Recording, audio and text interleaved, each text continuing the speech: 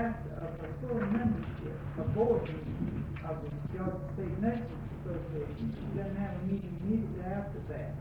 If she's attended a board meeting, it's her responsibility to carry out the wishes of the Georgia State Nurses Association board insofar as her district is concerned by sending it to the individual that can do it, and then later date bringing it to the membership as a whole, but not let it stop with her and wait 3 or 4 weeks or maybe a month or longer till it can come back to the district. Ms. Barnes, I don't know if you stirred up a feeling while you were talking.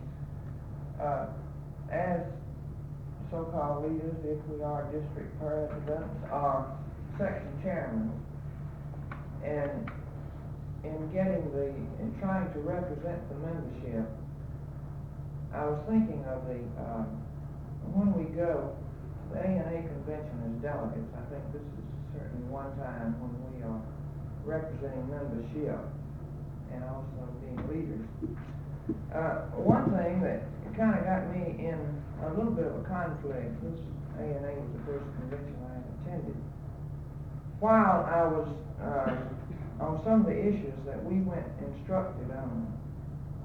I wonder about this because I think that we certainly did not get the feeling of all of the membership, and therefore we can't act as leaders if we go instructed, because I think that we receive information at the convention that we haven't had previously, and if we just vote according to the say the board or the opinion, then I don't think that we are being leaders. I think that we're just reflecting opinion instead of having real conviction. But if you're representing 200 members, then of course the next delegates will represent even more than 200 members than she is fitted for that annual. That unless that person knows the issues, and of course the executive board tries to get this material to the delegates so that they know what the issues are going to be. And to turn a member loose to go up and vote her own conviction, that delegate may vote just for Elizabeth Dixon and how I feel about the thing, and not my 299 some odd members back home who wouldn't agree with my opinion at all. Well, that is the reason that we try to have instructed delegates. But I think that this person would not be the president of this district, though, if people did not have confidence in her. And if, therefore, it would be just as well to poll all of the members rather than having a delegate. It would seem to me this is where it's the principle that I'm a little bit concerned about. Let me see if I understand exactly what it means. What you mean that some issue that has previously been discussed within the state comes up on the A&A House of Delegates floor. Discussion brings out some point that you hadn't considered before, and might make you want to change your vote from an instructed vote. Is that what you mean? Well, it seems to me in answering that question that that's exactly what discussion is for on the floor. It's here to make people change. And you might change for the better, or you might be swayed for a short time and get away and think, well, had I thought that through, I would have voted along with what I had been instructed. I think that the only thing we can say there is that if we are confident that our issue has been thoroughly discussed and that everybody who has decided on the way that the majority would rule on an instructed vote that everybody has been heard from, that unless she has a strong conviction, she should certainly stick with her instruction, because that's what discussion is for, is to try to make you change. Yes, I understand that. That's exactly what it's for. Well, you've had thorough discussion of it, and there are a dozen people, or 20 odd in our board, who have decided on how we should go about this thing. Then who are we, as one person on the floor of the House of Delegates, A&A, say, well, I don't know how the other 23 feel today, but I feel different now, I'm gonna vote as I feel. I, like you, I died hard on instruction. I did not believe in it. And, but I had to have some experience over a period of time before I really realized that what I'm trying to say to you is the reason for instruction. But I don't believe there's any answer that can satisfy you as well as you will be satisfied as you gain more experience in this very thing.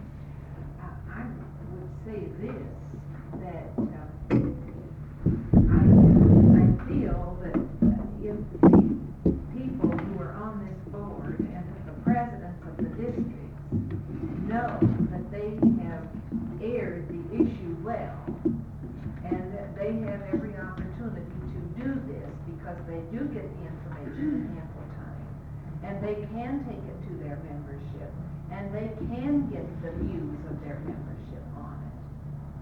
And A&A is following this policy too, that they say, take it back to the states, discuss it, be sure you know what the issues are before you vote, and come knowing how your nurses feel about this. We're told time and time again, if you don't like something that's going on, then go to meetings and speak up.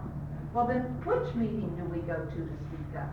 If this is what, I mean, if I, Mary Doe RN, does not like what's going on, then which meeting am I going to go to speak up? Am I going to go to the A&A meeting? Am I going to go to my district meeting? Am I going to go to my section meeting? Am I going to go to my state meeting? Am I going to go to a GSNA meeting? Am I going to go to a league meeting? Or which meeting am I going to go to speak up? Well, this resolves this. If you, as president, can come back to this board that meets 4 times a year, for sure. If you can come back here and you can say, this issue was brought to my membership, they discussed it thoroughly, it went into the sections, the section chairman knew what they were talking about, they discussed the pros and cons of it, and this is the way we feel about it, this is the way we think, this is what we want, we know what we're doing. Then as you, as an instructed delegate, go up to A&A, you have far more weight behind you, and you can get up on your feet and say, this is what we want, I know this is what my nurses, I know they know what they're doing, they discussed it, this is what they want, this is how they think about this. And then if you do take an opposing view, then you in turn can come back to your people and you can say, this is the reason why, but I mean, it is well thought out and well weighed. Well, I'm sure if you have the convictions, and if this has occurred, all the ifs there, but I think that so often we don't have a chance to discuss this with the rank and file membership. And as leaders of the GSNA board, we discuss it within this board, 20 people. And sometimes I really feel that this does not get the discussion that is needed. Sometimes it comes up on the agenda when we come to the meeting, and we really haven't had time to think it out. And at that particular time, we voted as to how we're going to vote at A&A. Now, I was not necessarily against anything that we voted. It's a principle that I'm really talking about and for future years. And I think that as Ms. Barbara was bringing out, to be a leader, this is the reason that we are elected. And we aren't to just merely reflect the opinion of the rank and file necessarily, that this is, else we will not be the leader. Well, I think This is that a we philosophy of leadership. need the convictions I mean, if we are convicted, you know, of, what the other members are saying. But they cannot be informed on all the things the way that we necessarily would be. And then the material is sent to the district presidents. And, it is the responsibility of the districts to bring it to the floor and discuss. That's the point, Yes, I right there. And that is the And responsibility. disobeying all of your members, and Then then you come you up have here. no right to go off and violate their trust. And then you And come to there- the I don't board think that meeting. anybody would violate anybody's trust if they really felt that they had this. What I'm Now, if saying they is have it from oftentimes their people members, do and they go off and vote something that's contrary to what their members want, they are violating their trust. Well, then I don't think that they're a leader, I think they're a renegade if they do that. Well, But, that's the question, right? we And that's what yes. Ms. Robin, I know, had in mind when she said she died hard on this thing, so did I.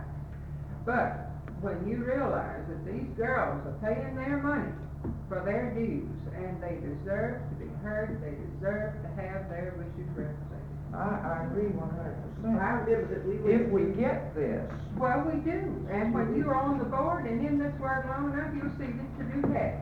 Now, the district And has if it, you now, we don't went have to, it, you're we went to, responsible. California as an instructed group, and I believe that that was about our first, delegates that were instructed I in believe that was California. the first wasn't it? time that they passed And, that. the delegates were asked to, sign a statement that they would vote together on the issues that were coming up.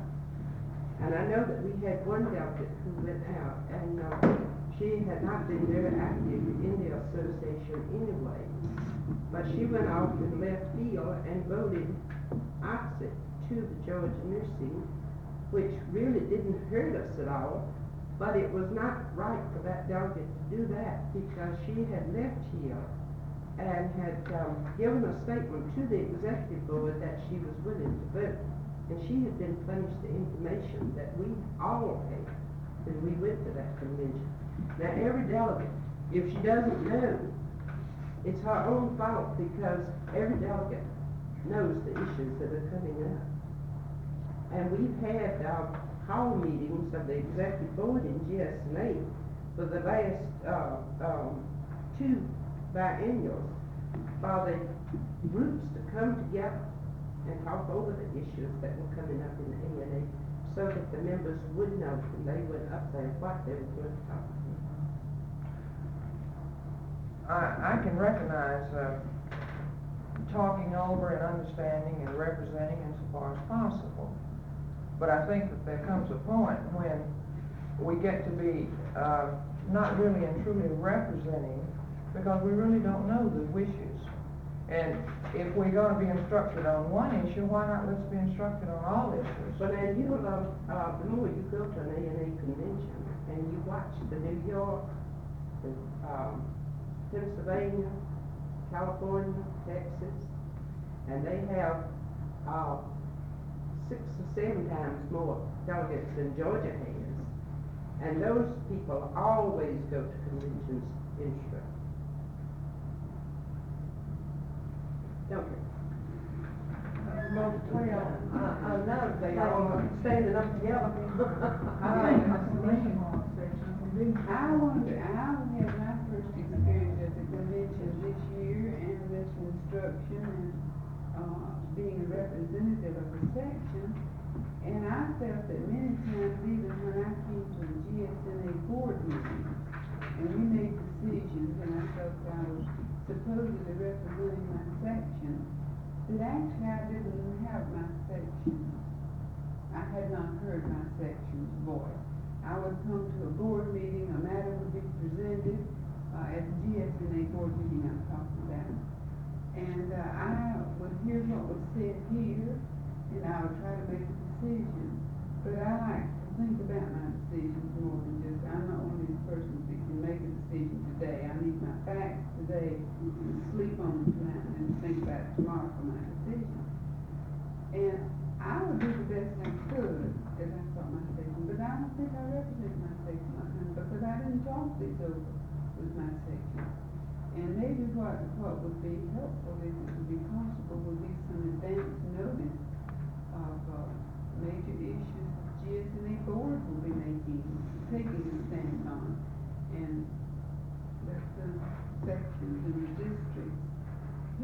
voice of their rank and file members, and then come together for this. Well, that's the very thing we've talked about, I think, Ms. Lane, and that is that as soon as we get it in the state, which may not give us ample time, that it is sent to the district, and the district president, if she's on her toes and realizes, gets it to the right people. It may be that you have to call the district section together and get their feeling before you come to a board meeting.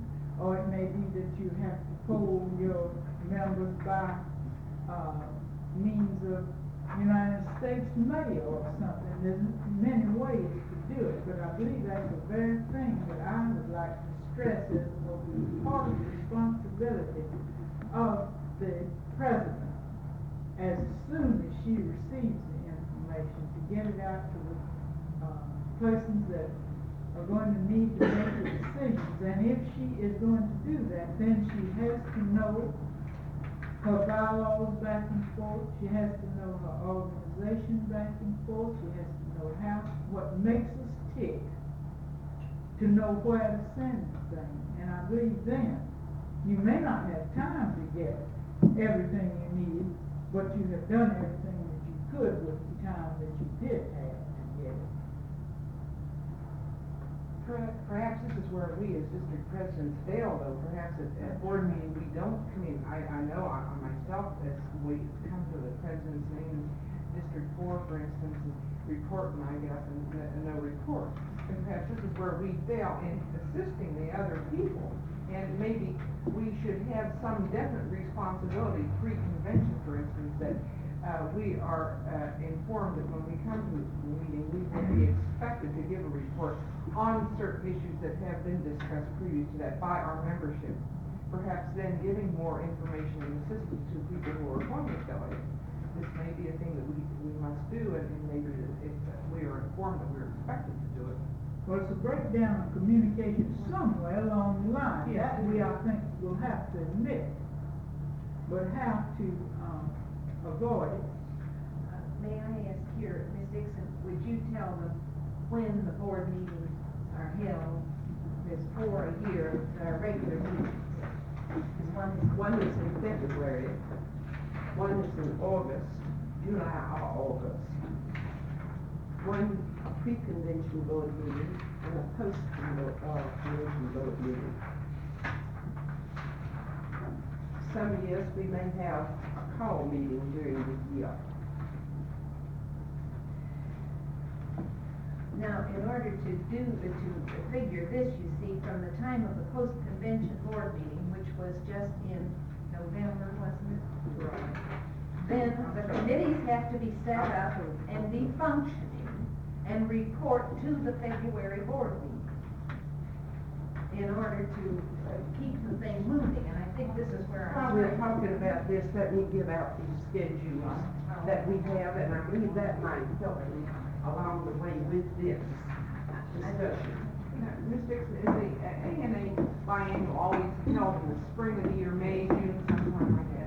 Then our If the date actually is set now, they set it so that none of the national organizations would have convention dates conflicting, and it's always in May, and I believe there's a full week or something like that. Anyway, you can count on it being the same time every year. Then our February board meeting is the meeting that we have preceding going to the ANA convention, right? Well, your February Our meeting, February yes. meeting. So this needs to be the key meeting then to assist and inform people who are going as delegates. For ANA, yes.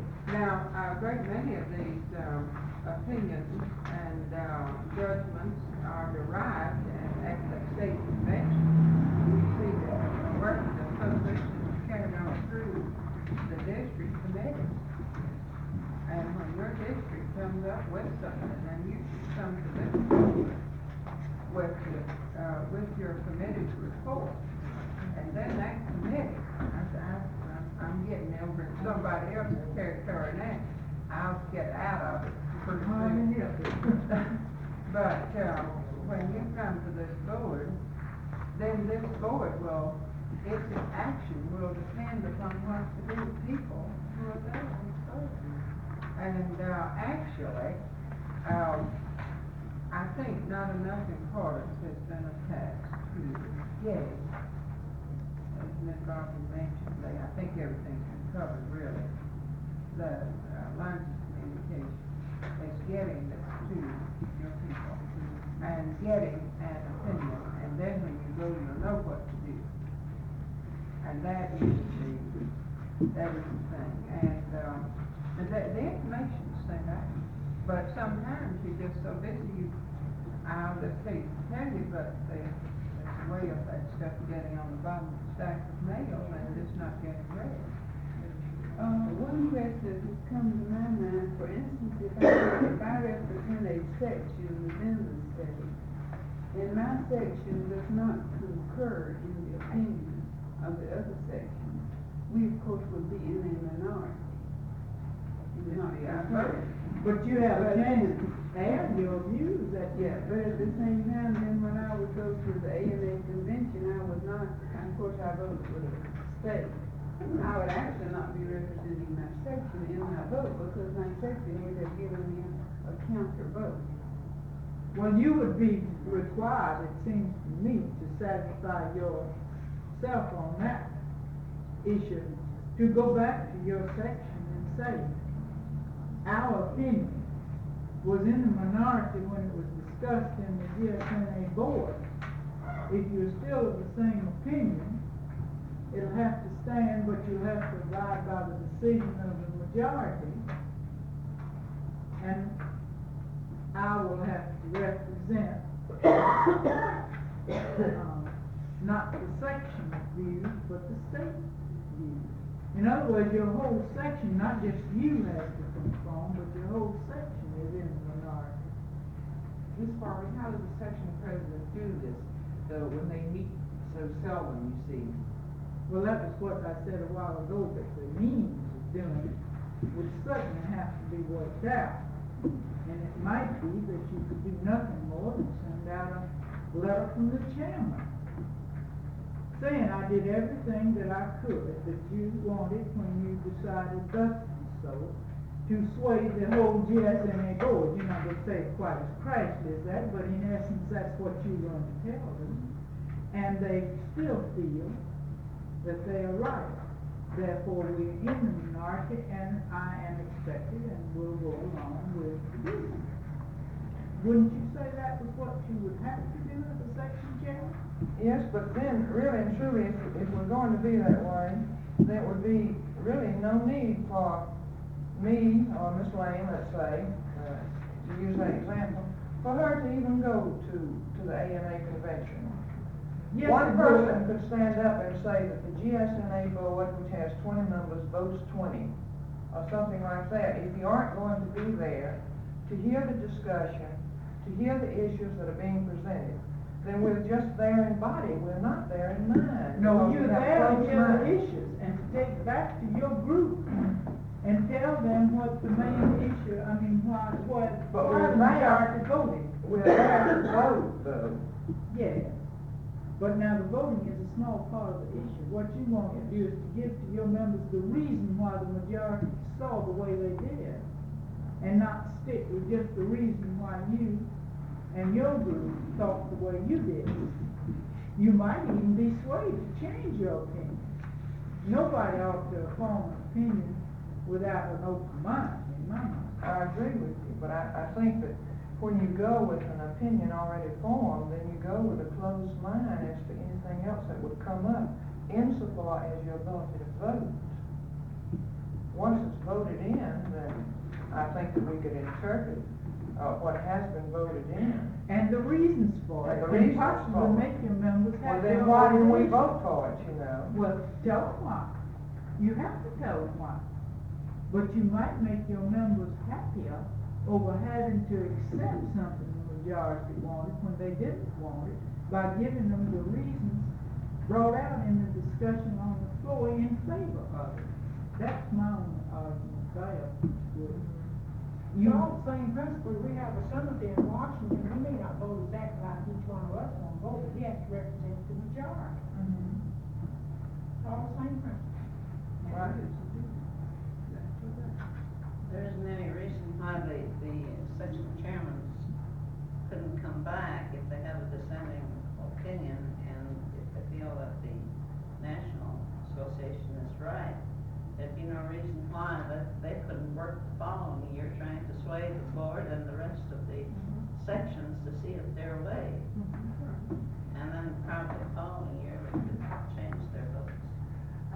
Would there be anything wrong, which they're doing in a lot of organizations now, in saying a report, and then a minority report? You know, in fact, No, Democrats go on convention- record as opposed. And say, we would like to, say, for instance, I'm the chairman of the Committee on Careers, and I get up and I give a report on the Committee on Careers, and what we've done, and all that.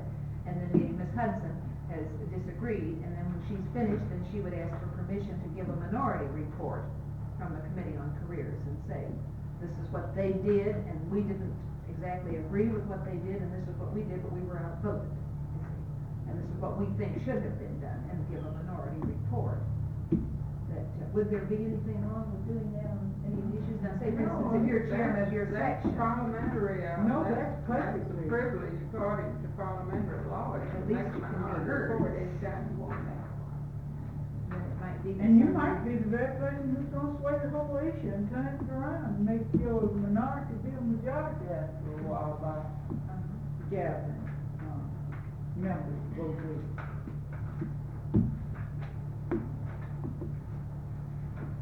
Any other discussion? If not, Ms. Hudson is going to talk to us about the, responsibilities of our elected officers, the executive board. I don't think too much could be said about the responsibility of the executive board and the elected officers.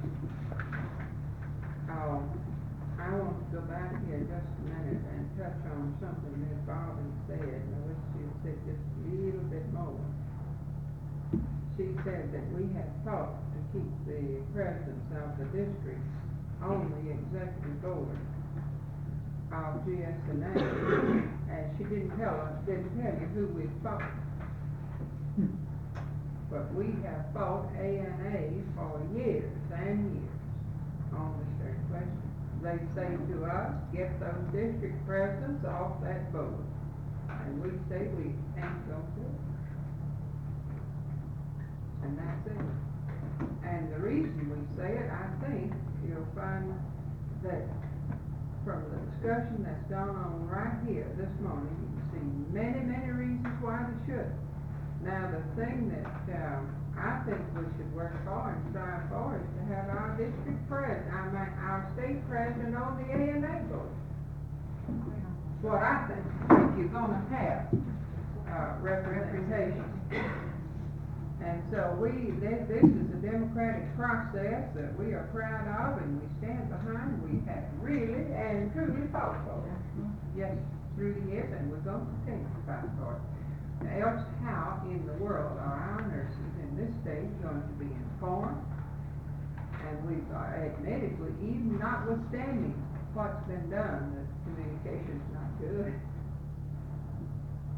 Because there's so many that just haven't understood the importance of this, the president of the district getting things back to their members, because they're the first channel of communication. It would be much worse. And we just feel we'd have no state nurses association at all if we didn't have our district presidents. What is the reasoning of ANA not to want to pay? They say simply this, and this is something that, if there's anything that'll rile me, and I can get riled. It's the thing that'll rile me in a hurry, is somebody to say they're unwieldy. Now, I don't want to be wieldy myself. And, I don't want to be, stand out like a sore thumb either. But at the same time, one of the only argument you ever hear is that, it would be too large a group, and it's been debated in these advisory councils. We've requested it, other states have requested, everybody's asked ANA to let their presidents be on that board.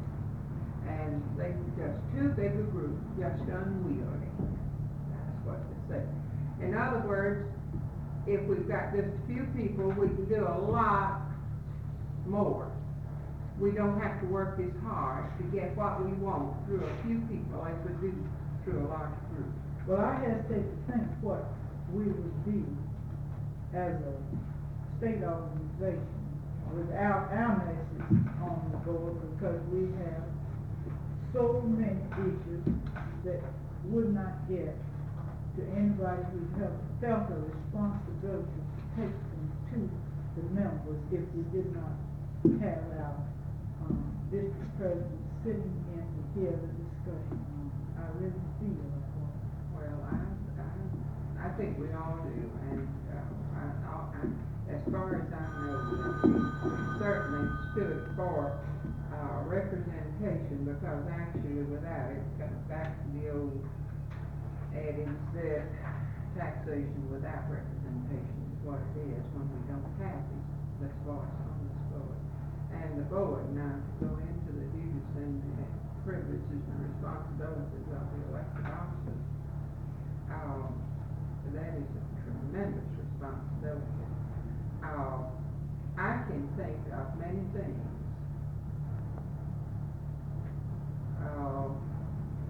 which have transpired that the ANA Board of Directors, which enjoys the same privileges in relation to the State Nursing Association, that we, as a state board, executive board, have in relation to our districts. And I can think of many things that the ANA Board of Directors presume to accept and pass without bringing it to the State Nursing Association. And one of the things that I heard Ms. Sawyer say when she was elected was that she was going to see to it that matters were given to the State Nurses Association to carry to the members. Well, that was a real good promise. She had already been elected, so it wasn't a campaign promise. But I hate to say that she lived up to it for the most part. I'd say for the most part, but at some points I felt that she probably did not. But be that as it may, the question is that the executive board should not, in any instance, take an action on a matter which has not been thoroughly discussed down here in the district, and yet that's happened. It's happened because somebody, when the mail got in, they just didn't have I just resigned my job as president. I haven't got time to do it. I've got to look at Tommy and get his hair cut. I've just got too much responsibility. And she lets the stuff lie here, and the members don't know anything about it. Or they don't send the representative to the board. They don't send a representative, or they just don't give us the members. They have a meeting, and they've got to hurry back, and they don't want these meetings long drawn out. They just get away from here, let's do this stuff and get out. And that's where that's the point that we have broken down. But the executive board is given tremendous responsibility. And that is to transact the business of the association and enter in between annual conventions. Now, all matters of importance should be voted at the annual meeting, and they is handled in the form of committee reports. It's presented, and these reports are accepted. And when there's a printed report, and the president calls for a report from such and such committee, and that committee makes its report or says there's a printed report, what stands in that printed report is approved right then and there. Now this is what you don't understand. This is where you think, well, they get up some of these things that I never heard of. You don't read your reports. because they're in the printed report, and when that printed report, when the committee chairman says there is a printed report and you have it in your hand, and, that's the report of that committee, then somebody says, I move that report be approved, be adopted, then it becomes the voice of the association. That's their opinion. And I want to know it's very frustrating to a person who has tried to prepare a good report to have it just accepted like that and have a feeling. Well, sure, we got what we wanted because the printed report was accepted, but it's frustrating to feel it was passed because of that, not because people knew what we wanted. Yeah, they should read. Now, that's just it. I went to a meeting one time and sat down and so helped. And, I went into the door, this is a national meeting, I went into the door, showed my credentials, got them into the meeting, and, the chairman was in process of getting the meeting open and going, and she asked for a report of the president, we gave the report of the president, asked for a report of the secretary. And they said, well, you have the printed report. I just walked in the door, and I just got the printed report. And in that printed report was something that I was very much opposed to. But it was in the report of the secretary, if you please. That's where it appeared. Well, I hadn't had time to sit down and read all those reports, no. Then somebody said, well, we should get them out ahead of time. Now, that's why we get out a free convention bulletin in the State Nurses Association. And we give the matters of the greatest importance in those free convention bulletins. So you will have time, and then the routine reports you'll find in your printed report.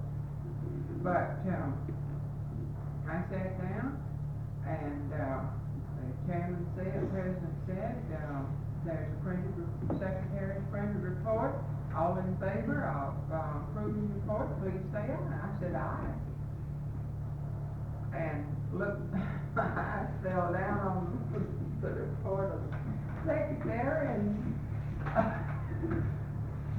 they'd gone on then, and I was too further. No, it might have been too late, theoretically, than it should have been, I guess, but I couldn't stand it. I just said, well, I'm just starved, but I done voted something I didn't want to vote. I just voted something I didn't want to vote, and I called attention to what it was. And of all the shuffling that went up on the national platform, it went on. And they got all the brace buttons out there. And, finally, they shuffled and they shuffled. I'm not gonna say which organization it was, but it was a national meeting. I don't know whether anybody here remembers this, but not they could very well. But there was a lot of shuffling on the platform, and finally they got somebody to get up there and say, yes, this does fall in the secretary's report, and perhaps we should discuss this more fully at a later meeting, and we will devote an hour to it. And they made an hour and devoted an hour to that subject, and it was duly aired. So you have a right to be heard. Now that happened. That's a true story. You know, when you get old, you can brag.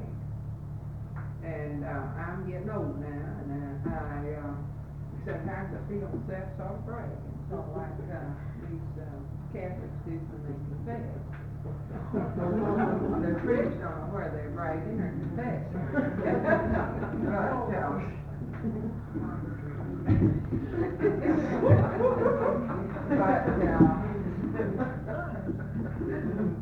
And then we have the Catholic answers, yeah.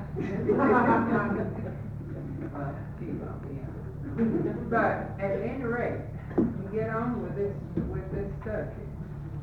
There comes a time when you have lived through these things for years, as it has been my privilege to do for more years actually than I wish to talk about, but possibly 20 plus, that I've been real active in the associational work, organizational work. And when you see a lot of things happen, and you understand a lot that you didn't understand when you first started. It's all you.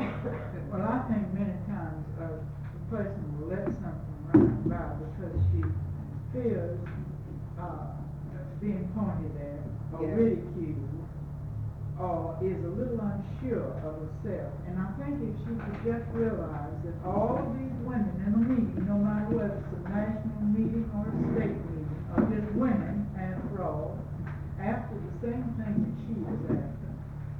And that she can get up and speak just as well and better than some of them, that she should not fear getting on her feet. That's right. And I believe that many That's issue right. is passed for that very reason, because you feel a hesitancy about getting up and talking in front of that big bunch of people. And after all, it's made up of people just like you and I, sitting here in this room, and you're not afraid to talk to us, and we ought not to be afraid. Now that's easy for me to say, but the fellow that gets petrified at getting up and speaking is still going to be petrified. But I still feel like we ought to gather our courage enough when we do go to a meeting to realize that they're just women like us, and that we ought to say what we think regardless of whether they point a finger at us, because tomorrow right. they'll be pointing at somebody else and forget about you. That's right. And if you're made to feel uneasy, it'll only be for a very short time, because right here in the GSNA board, the dear woman is dead and gone now, and I was just a real new thing at a board member. I have been sat upon many a time, but I bounced back, and any of us can. You just got to develop got to do it. that, and I think we would pass more issues if we weren't quite so nervous about getting up and speaking. That's a big responsibility that the president has to learn. Well, excuse me, Dennis, to speak, but, if it would be helpful, insofar as our Georgia conventions are concerned, that, like Ms. Hudson was just talking about, instead of saying, printed report in the bulletin, that, not to get up and say that we had so many meetings and such, and so many people were present, and we had difficulty. But if they would give the meat of that report, it seems to me like it would certainly be a lot more stimulating and a lot more informative to the members. And maybe we ought to start this practice. It Well, could be they done. do, actually it is, in the form of recommendations. They'll say, there is a printed report, but the report carries recommendations. Then those recommendations are read and acted on independently. And you will find that most of the issues which are foreseeable, now there's some, this one little point there I don't believe was covered. But there are some issues that will come up on the floor of the National Convention, which you did not anticipate coming up. Then you should use your judgment the next time, your leadership and your opinion and so on. But when you have had an action by your state nurses association and this question comes up, then, you should act according to what was voted down here on the local level. And because you are representing 200 people, and 200 dues paid in by nurses, is substantial sum. Now, the executive board, am I talking too long? It shall be the duty to transact business between the annual conventions. But matters of vital importance always come to our annual meeting. And if you'll read your minutes, you'll find them. They're in there, they're tucked away, and there's an action on it. And, I can't emphasize enough the bylaws. of the association. I wish that Ms. Watts could be here this morning. Ms. Watts, as some of you may know, she had a fall and suffered a fracture of her pelvis. And, she couldn't, you said she's in St. Francis. And she couldn't be here this morning, but she knows parliamentary procedure as I think. I don't know of anyone who surpasses her in this, respect, and she knows bylaws. And this is the format for the action of your association. Every district president should be thoroughly familiar with the bylaws of the Georgia State Association and also of her district, which should be patterned very much like the, Ms. Hudson, may I ask you something? I wasn't, able to go to this meeting, but I was told that, in our district, the 8th district, that Alice Latham was helping to write some more bylaws. What was that for? Was that for our district, or did I not get it straight, or what? She was on the state. When she was on the state, we do have, the she was on the state bylaw. state committee. She was on the state bylaw committee, Alice was. And Well, I didn't know if I got she was that. on there with Ms. Watts, and they sat down and they prepared the bylaws which were acted on. Now, that's where a lot of the stuff. Now, very few people will recognize that in the bylaws, there are certain things, certain powers and privileges given which are actually, are not recognized as such. in bylaws. I need 96 piece for that. Well, is to know those bylaws and the duties of that board, and they are set forth right in your Bible. I know that's one of the things I need most of all, I need to live good. I think that gives you your timetable, and you know when things are happening. Well, you should bring them to every meeting, Yeah. and that's the way you learn. Now, you can't sit down No, and you just study. can't. You No, get I nothing. You get nothing out of it. You go can't to do it. sleep on that, put that anything I know. But bring them with you and follow, and you send people there. Well, I think, excuse me, go ahead. I was just gonna say, I think this is one thing that, when a new board member enters the board, that she should be given. Oh, a new member. A member has it, she should bring it with her to the board, but she gets it as a member As a member, and. of the association, not just a member of the board. Any member of the association should have bylaws. But we haven't had them. I don't know that one. Well, that has been a print Because since we just haven't been '56. printed, you see. But we did memograph them, we had the memograph. Well, and of course, the board members have had them, every time we made a change. Excuse me, while we are talking about things of issue,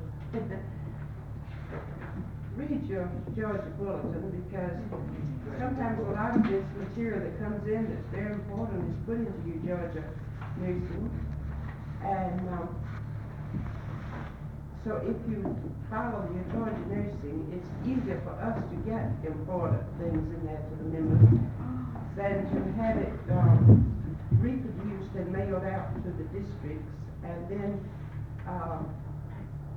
maybe the districts can't get it to the members. So we are putting it in the Georgia nursing. And in your next issue will be this, letter that we have just received from Miss Judith Clifton, that ANA has, found that there's numerous reports, being circulated that the American Nurses Association is a labor union. So this will be in your Georgia, next Georgia nursing, and if you like to see this or hear about it, it's here Friday. Well, they've done a lot of things to make you feel that way now. They really have, honestly. Well, they That have, collective it bargaining. is a labor union. They know, they say it Well, isn't, but. excuse me, this is an issue, but, to go back to this thing of communications and where you're going to get the information, Ms. Dixon, do you want to show them, like from ANA, the copy of the reports of committees. Now, we have the same thing on the state level, the copy of the reports from the committees that come in the bulletin. And that was American printed, Journal of right Nursing. recently in your nursing. And as presidents of the district, you should get your American Journal of Nursing, and there watch the news from headquarters. Because this is from ANA headquarters, and this gives you a preliminary report of what some of the issues are, and you follow this each month. I think we should point out too that the GSNA and the ANA agenda are very similar, and they follow the same format, whether it's an executive board or a convention, annual meeting, or whatever it is, which goes right down the line, reports from the officers, reports from the sections, reports from the districts, reports from the committees. And ANA follows this same format, so that once you are familiar with what the agenda is going to be, you can say, well, we're looking for the Committee on Legislation's report, and you will know to look in your bulletin before this. It's just a question of knowing where to find the information. And this you will find in your American Journal of Nursing, in your editorials, which brings out the issues.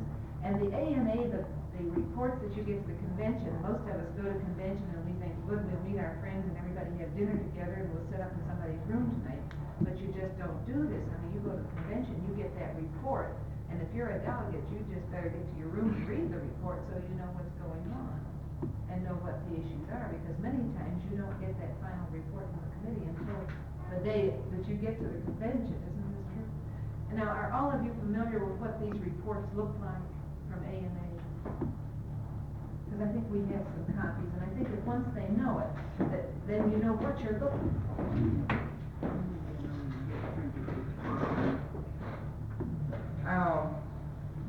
I'd like to read from the bylaws. Now, this is something that I think is necessary. Actually read from the bylaws the duties of the executive board. And I read the first one. The second one is to supervise the affairs of the association and devise and mature measures for its growth and prosperity. Number 3, provide for the proper care of all papers and books of the association.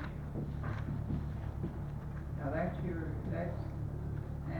most of these duties actually devolve upon your president. Report to the association at each annual convention the business transacted by the executive board during the preceding year. That is done. Every member of the Georgia State Nurses Association gets a copy of the minutes. Now, there's very few associations that will send every member a copy of the minutes, and it's sent at great expense. And yet, the member, now this is every member. This is not just one, but this is every member that gets them. And yet, most of the time, those things are pissed away and not even looked at. And yet, every member gets it. And every member gets a copy of the bulletin that's printed 3 times or 4 times a year. Every member gets a copy. And those, just as this material which came out from ANA is of utmost importance concerning this labor union business. Now that will be in your bulletin, and that's wonderful. That's why we have a bulletin. But don't throw that little bulletin away and not read it, because that's where these things are tucked away. And provide for the establishment and maintenance of state headquarters, and this is on the state level. Provide an establishment or maintenance of a headquarters or an office for your district. See that you have a place to take care of these things. Appoint an executive secretary. If you're in a district that can afford one, then you have to appoint one. Or if it's on the state level, the executive board appoints her and defines the duties and fixes her compensation. Appoint an executive, determine what officers and other persons shall be bonded, fix the amount of the bond, and approve the same. Select a place for the deposit of funds, provide for and authorize their investment. Elect all standing and special committees. In case of emergency only, the president may create or appoint a special committee. Provide for the auditing of all books, at least annually, by a certified public accountant. Have the power to fill any vacancy on the executive board. Now, this is the board itself will have the power to fill a vacancy occurring in the office of the president or first vice president, except occurring. Have power to fill any vacancy on the executive board except a vacancy occurring in the office of the president or first vice president or president of the constituent association, give membership, or chairman of sections, given membership on the executive board. Now, of course, in these offices, there's the bylaws provides that, of course, that the vacancy of the president, the first vice president moves up, and so on. But then if there's a vacancy in the office of the director, well, then that office is filled by the board, the secretary is filled by the board, the treasurer is filled by the board can elect, and that's carrying on the business of the association during the interim between conventions. Decide upon the exact date and place of the annual convention, with due regard to wishes of the members as shown by voting. Decide upon the registration fee of the annual convention, which fee shall be used in paying the expense of the convention. Decide upon the time and place of meetings of the advisory council. Hold meetings herein before provided. Establish and dissolve sections in accordance with these bylaws. Verify referendum votes of the executive board. Appoint a chaplain. And I'm going to digress right here to say this thing about section chairman. You remember that we asked that the section chairman come in and give a report, and she gives her report from the section activities, and then she gives the election of the officers, and then she moves that this report be accepted and the ratification of the officers, ratification of the election of officers. That means then that that's the way we keep our district presidents on this board, and the other members, and the section chair, is we ratify the convention actually ratifies their election, and then they actually become a member of the board. That's why they make that motion. And provide for refunding necessary expenses incurred by officers, committees, and members or others in the service of the association as may be determined by the executive board.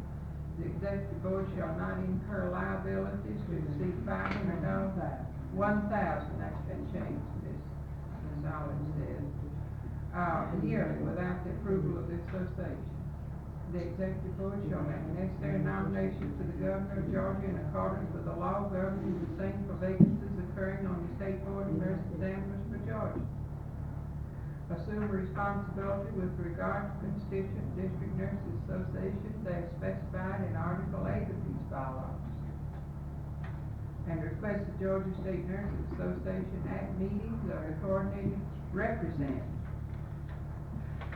The Georgia State Nurses Association at meetings of the coordinating council of the Georgia State Nurses Association and the Georgia League of Nursing, and appoint an advisor to the Student Nurses Association.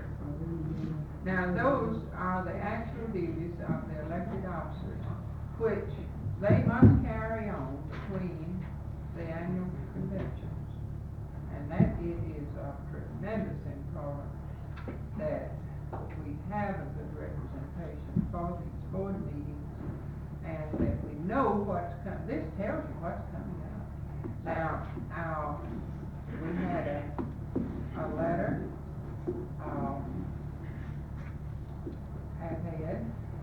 where some section chairman decided they were going to appoint somebody to a committee, and then just said, we hereby appoint somebody to a committee. not the duties of the section. That's not the duties of the section chairman, except as related to their section.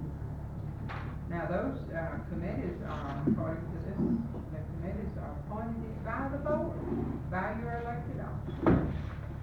And it is a tremendous responsibility and a tremendous challenge and an opportunity. I am wondering if everybody, Ms. Hudson, realizes who the elected, what the term elected officers means. Because, it simply, it doesn't mean it means that the presidents of the districts are on it because they are elected presidents and because the executive board has seen fit to keep them on. Yeah. But the elected officers are your president and vice president, and your secretary and treasurer, and your board of directors. That's right, those are actually the elected officers. These others, the section chairman and the district presidents are on the executive board by virtue of the fact that they are in those offices. Yes. It's But the office. elected officers are That's the right. ones, as brought out by Ms. Cumbie, the elected officers are, one, the president, the first vice president, the second vice president, the secretary, the treasurer, and board of directors. And that would put a much smaller group of people controlling the association if That's it right. were not for the fact that GSNA has defied A&A and kept district presidents on. That's right, that is exactly what has happened. And that would mean in many instances that many of the rural districts would not have a representation on the executive board at all if it were not the district presidents were members of the board. Ms. Jones has just pointed out, we have these new booklets here, and I expect Ms. Dixon will see that you have a copy of this. This is this happens to be the certificate of incorporation, bylaws, rules, and sections, conferences, groups for A&A. You should have a copy of this. It's all very much on the same pattern. But the A&A board of directors, as Ms. Jones just pointed out, only have 22 people on the board of directors for A&A. For the whole 52. And yet I can think of many, many things that the A&A board of directors have voted on, that's State Nurses Association, first thing in the world about it.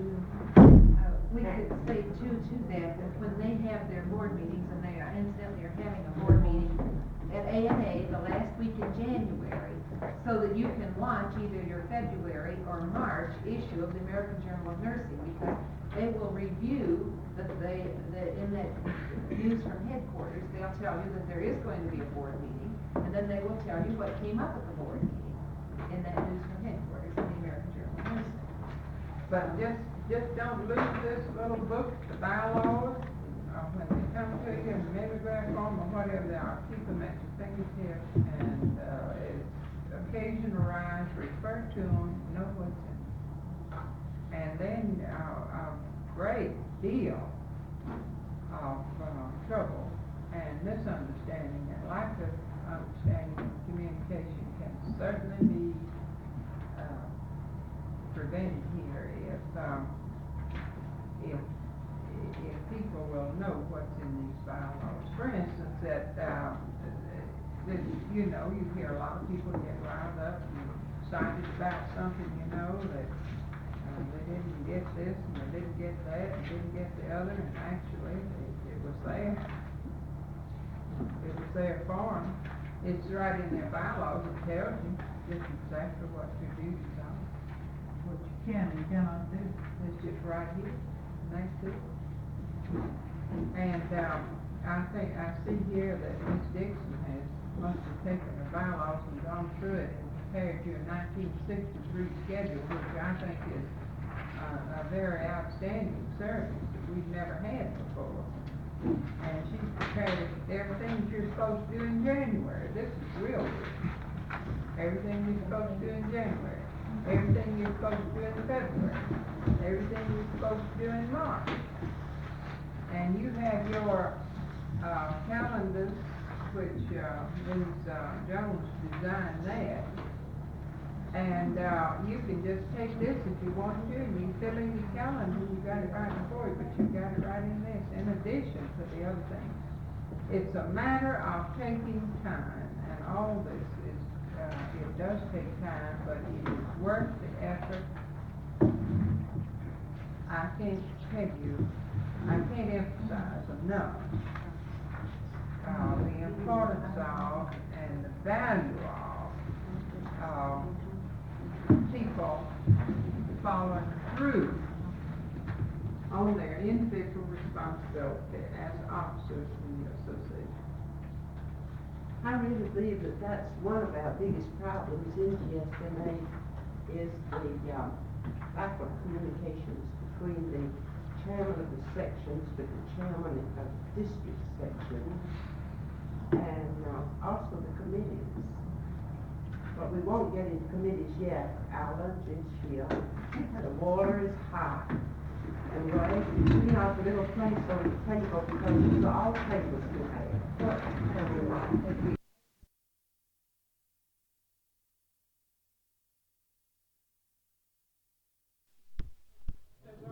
Yesterday, and I hope that we all will certainly receive some benefit in our workshop.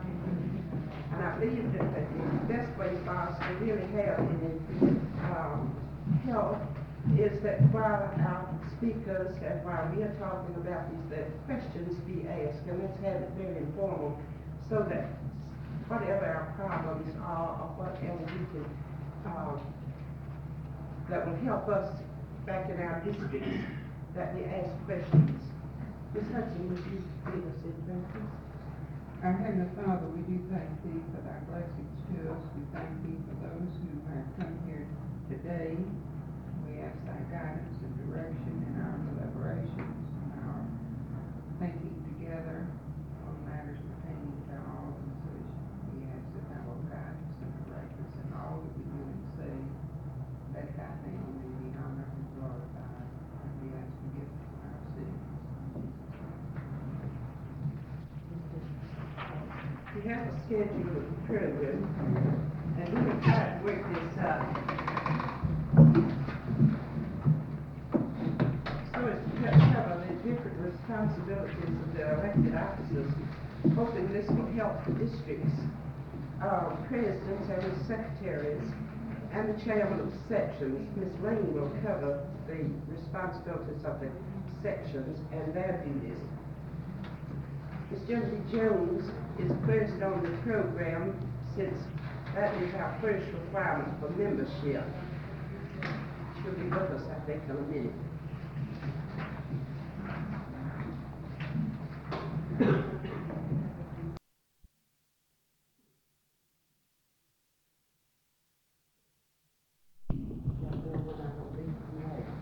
Ms. Simmons called this morning. They planned on 4 coming from her district. Mrs. Martin just had a niece who's been very badly buried. She couldn't come, and the other 2, something happened to them, and Miss Simmons would have to come alone. So she was a little afraid to venture out in this weather alone on the road. Miss Behan is here, and Scarlett, and Elizabeth Rook from 6th District wrote that they would not be able to come up with today's meeting, but if we would have a workshop after the first of the year, that they would be able to come. 7th District, Mrs. Wood. 8th District, Kitty Cooper. Kitty Cooper's not here. Lois Pierce is my name, and she asked me to come as much as I was the first time thanking you for this. 9th District, Linda Stone. Alberta Wilson, 10th District. We have a letter from Miss Wilson that she would not be here. And Mrs. Mary Chapin from the 11th District. And Ms. Florence Bridges from the 12th District. Dr. Rita from the 13th District. Do we have anybody from the 12th District here? I don't think so. And Mrs. Alma Hutchins from the 14th district. Right. And Ms. Cumby is representing. No, no one's from 13. Miss, Ivy Plant, so that's there, but Ms. Hutchins is working and couldn't get released. On the sections, Miss Sarah Devlin does plan to be here this morning. Miss Mary Woody.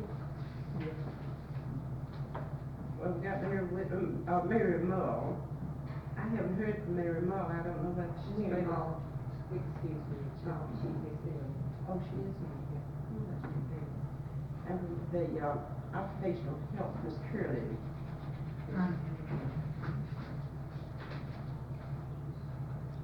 And Miss Pauline English from Public Health is here. Now the treasurers, Mrs. DeBeula will not be here from the First District. Miss May White from the Second. Miss Sarah Myrick from the Third. Mrs. Conroy from the Fourth is here. Miss Patsy Atwater from the Fifth District, and Miss Carolyn Atkins is here. Miss Edna Zuber from Macon. Miss Sandra Black from the Seventh District. Jacqueline Dykes from the 8th District. Annie Stringer from the 9th District. Adele Kay from the 10th District. Keith. 11th District is Carolyn Puster. She couldn't be here. And Fiona Futch from the 12th District. 13th District, Mrs. Thelma Brando. And Miss Jill Cummett is here from the 14th.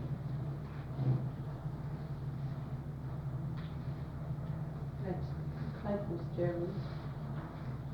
Now we are ready? Yes, we are ready. I don't know whether you want me to stand or sit or just how you would like this. I was asked to give you some idea, I thought, of the relationship of the Board of Examiners to the State Nurses Association, and particularly with regard to registration. I have here copies of the law governing the practice of nursing, and although I hope that all of you are familiar with it, and I somehow feel that you are, I did feel that perhaps you would like to have a copy of it in case anything comes up to refer to.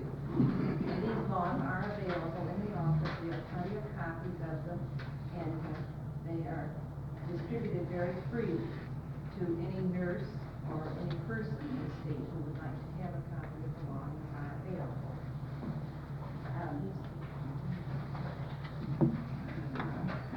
It's surprising to me how many times nurses, and many times nurses in key positions, fail to distinguish between the State Nurses Association, the State Nurses Board, and the State League for Nursing. I've had nurses who were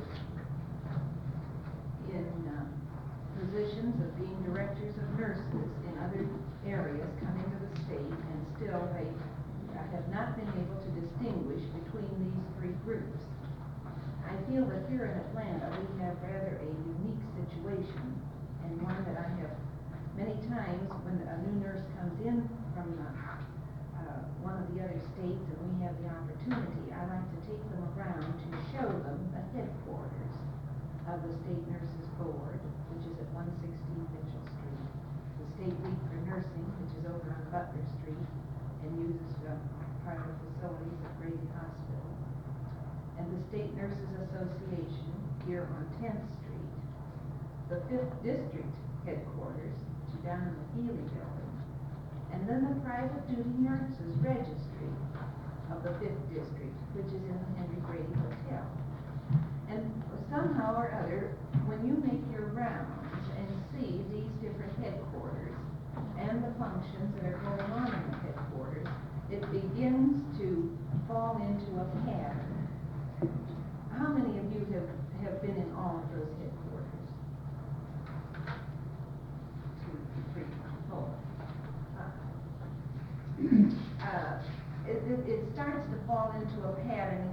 begin to see relationships of one with the other. I think that in professional adjustments class for senior students, we have often suggested that this be one of the things that perhaps they do in order to get the picture of this functioning of these organizations. The State Nurses Board in our state, and there is one in every state, including Alaska and Hawaii, has a State Nurses Board. In the American Journal of Nursing, in the January and July issues, they always list the official directory, and here they list the headquarters of the State Nurses Board and also of the State Nurses Association. And if you want to know who the people are that are related to these different groups in the states, this is where you find the address, and this is where you find who to contact.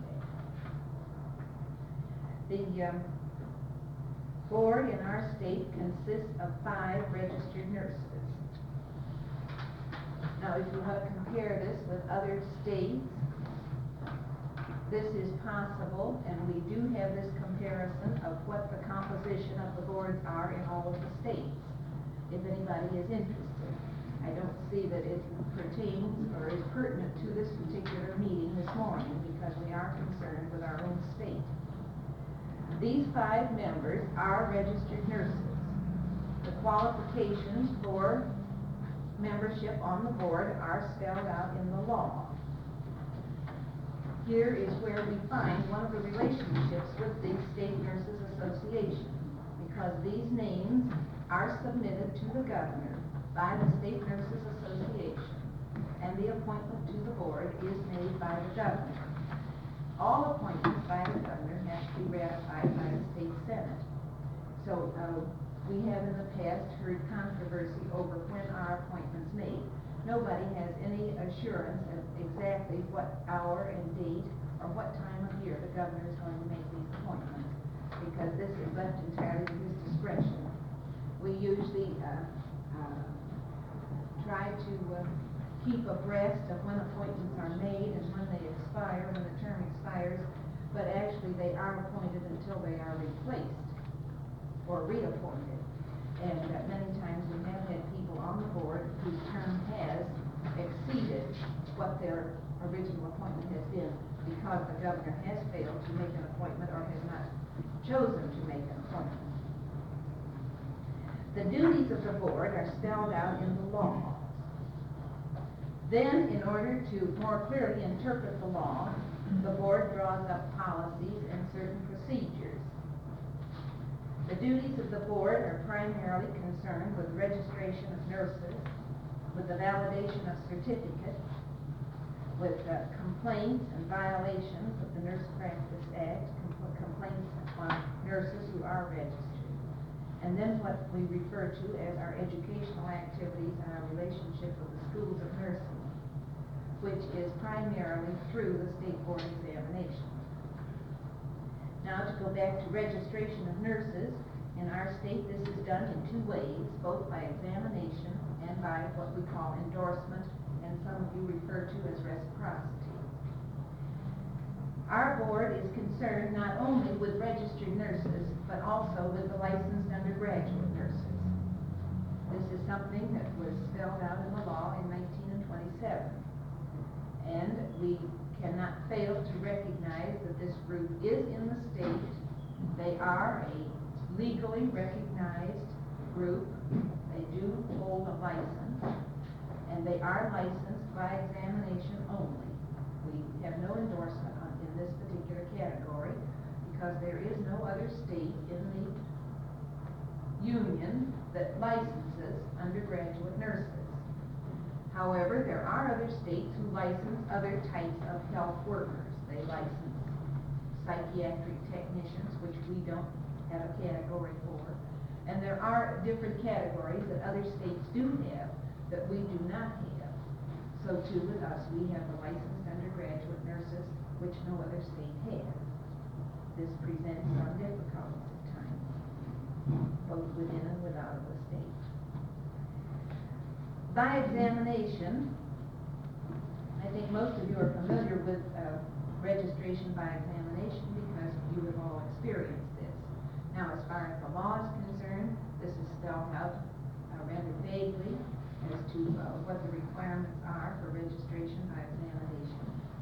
The examination is chosen by the board members, who has the prerogative of either preparing this examination or purchasing the examination from a testing service, or whatever they feel is to be the examination for the particular group who are coming to be examined. In the case of endorsement of nurses coming in from out of state, the policy has been that they meet the requirement, and the law says that they have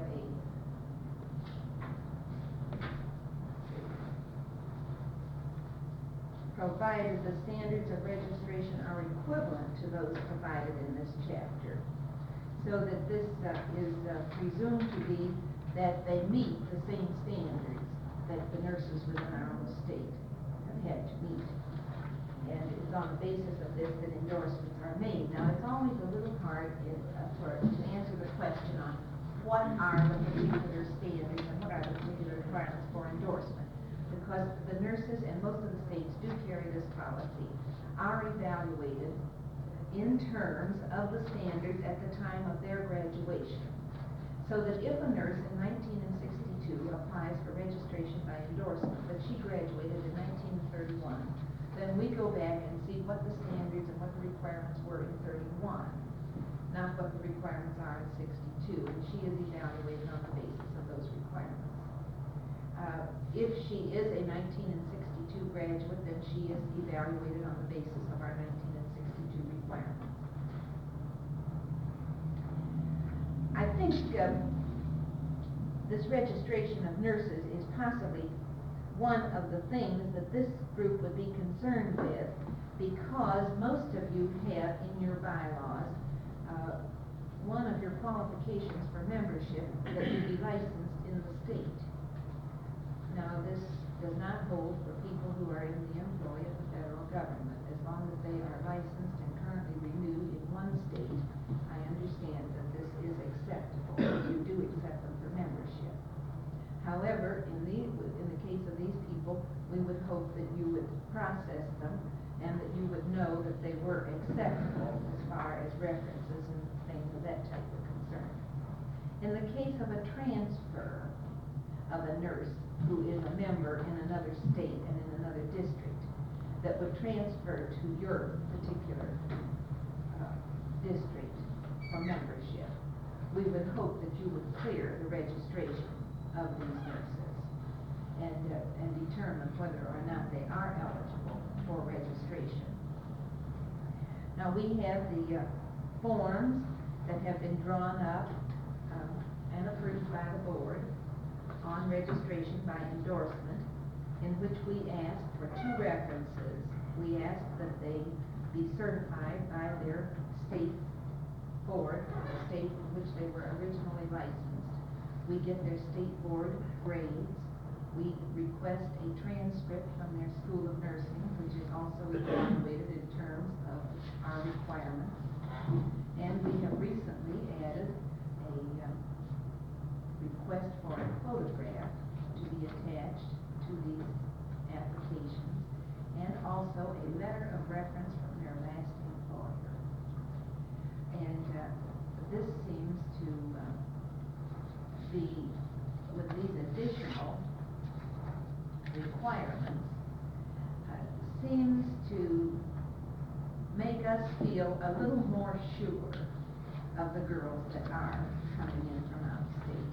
Because actually on these forms that are set up, on the 2 references that are requested, all you get is a name, a registration number, and the state in which they're registered. You don't even have the person's address. You have no assurance, to be real suspicious, you have no assurance that somebody, just anybody, didn't sign these forms. Unless we would start another procedure, which would be to verify the reference that was given. And this again would make it a little cumbersome. But at this point, we haven't done it except in spot checking, or if we have some reason to feel that the person coming in should be questioned a little further. further as far as references are concerned, then we might go to the trouble of writing to the state and validating the certificate number and getting the address of the person, and then writing directly to the person and asking for a written reference on this person rather than just a signature verifying. We have done this. However, this letter of reference from the last employer is very revealing. It's really surprising how many times we get a nurse that can't get a reference from her last employer for various reasons. And we try to clear it as best we can. The validation of certificates is important. I think we have to sometimes be in our office down there to realize how important they are. A nurse can come in and maybe she's holding a validation card saying that she's registered in the state of Virginia in 1954. Well, we don't accept this. We ask her for a current renewal. Now, there are some states that only renew every 2 years, and some renew on their birthdays, and some renew, let's say, all those that are born in December are renewed in December, and born in January, and they have different ways of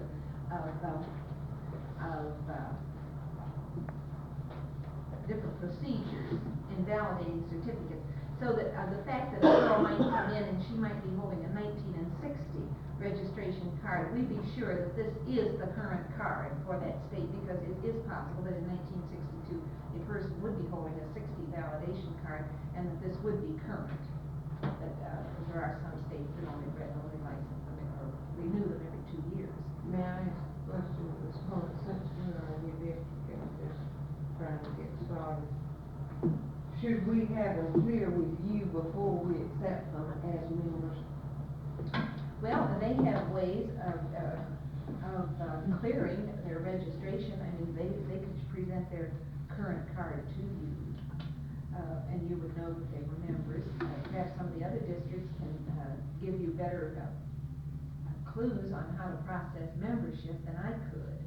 Now, we did this past year, as we have been doing for the past 5 years, sending out this list after the renewal season is over in February. We send the list to all of the hospitals, the nursing homes, the public health stations, and the private duty registries. We've got a whole list of places that we send asking for the names of the nurses that they have employed. Now here again we run into trouble. We ask for the names and we ask for their registration certificate number, because you'd be surprised how many times a person is registered, say, as Vera Edith Grant, but you don't know her as either of these names. Maybe you know her as Helen Grant. She just isn't going by Vera, or she isn't going by Edith, and all her life she's been called Helen. So if you put down Helen Grant as one of your nurses, and you don't give us a certificate number, then we would write back and say, we don't have this nurse registered. Just yesterday I had a call from South Carolina in which they asked about a nurse in Brunswick. Well, I looked her up and I said, no, we didn't have her currently registered. And they said, well, I have a 58 roster, and she is listed in your 58 roster, and her number happens to be that they just found number so-and-so and so-and-so. And so I went back, and here, number so-and-so and so-and-so was not listed under the name they had given, because her name of original registration was, say, Vera Smith. In 1958, she was Vera Brown. But after we hung up, and we couldn't verify this registration to these people in South Carolina, but after we hung up, we went through to find that since 1958, this girl has changed her name twice. But we couldn't verify it, and it's real bad to just call us and say, do you have Helen Grant registered in the state? If her name is Helen Grant, if she's going by Helen Grant, then we have her. But if she's changed her name 5 times and she was Helen Grant, then we do have the change of names, and we do have a cross file on the change of names. But we might not be able to just walk right over to the file and find it. And this is not any reflection on the office system. It's a reflection on whether or not we have been notified when name changes come in. This is taken care of within the 24-hour period. But we do have nurses that get lost by the wayside, that they fail to renew, or they fail to change their name, or they fail to change their address. And we do have the dead file, so to speak, where nurses have not renewed for many years. I think that this is as far as I'll go on this. I could go on further and give you the relationship with GSNA as far as board appointments are concerned, as far as legislative activities are concerned, but these are over and above. The only thing that is spelled out in the law is actually the board appointments as far as relationship with GSNA is concerned. Now, over and above that, we do have a working relationship. With the American Nurses Association, we have a relationship through the Special Committee of State Boards, which we have one representative. This committee, in turn, has a subcommittee on the State Board Test Pool Examination called the Blueprint Committee. It's through this committee that we are given the opportunity to place in nomination names for item writers for the examination, which is drawn up in conjunction with the National League for Nursing, which shows a relationship, direct or indirect, with the National League for Nursing on their test construction unit. The item writers work with the league staff on test construction in writing the examination.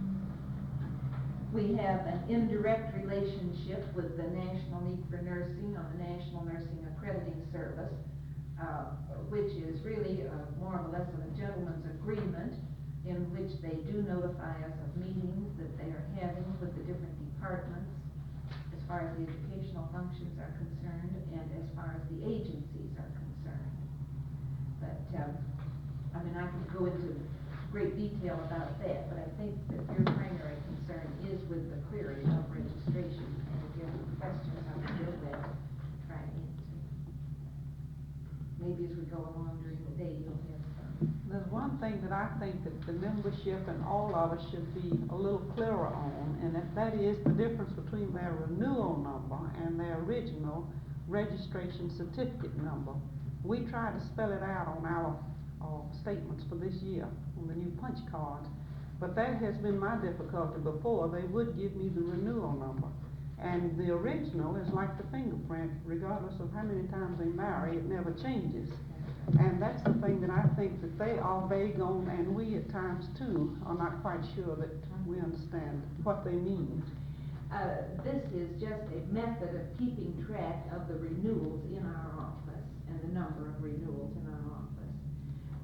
If there was a question of whether or not Jewel Cumbie was renewed in 1962, we would go to our current file, and we would find Jewel Cumbie. And there we have marked all of her renewal numbers from the first time that she ever renewed. And then we can go back to the big Bible, so to speak, which is the renewal list for each year.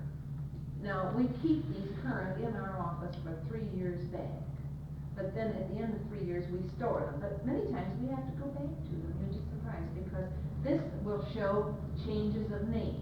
Say if Jewel Cumbie changed her name in 1957, we might have Jewel Cumbie right back to 1957. But then when we would find her renewal number and go back to 56, we might find that she was Jewel Smith. Then we would go to the card that she sent in to us in 1957, where she showed us her change of name. See, this goes back to procedure. But I mean, if it's necessary to trace this back, and it has been in some instances, we can go back and we can find exactly when you told us that you changed your address and exactly when you told us that you changed your name. Well, wouldn't you say for district purposes, it's more accurate to have a renewal? Because what we want to know in the district is whether the person is currently registered. That's right. Now, they would not issue a renewal if she had not originally been registered. Therefore, if there's a toss-up, the renewal is the one that we, in a district, ought to be more interested in. Isn't that right? I don't think so in my position because of the The large renewal number number on changes there. every And it year. is, the other is like a fingerprint, and that identifies that person to us, whether she's Helen Jones, Smith, Brown, or what. And when we, on the form or application forms on there, we asked for registration number. And of course, that doesn't tell them what they want, whether they want the original certificate number or what. The word registration is not clear. Now, I'm not interested in the renewal except I naturally require it and want it.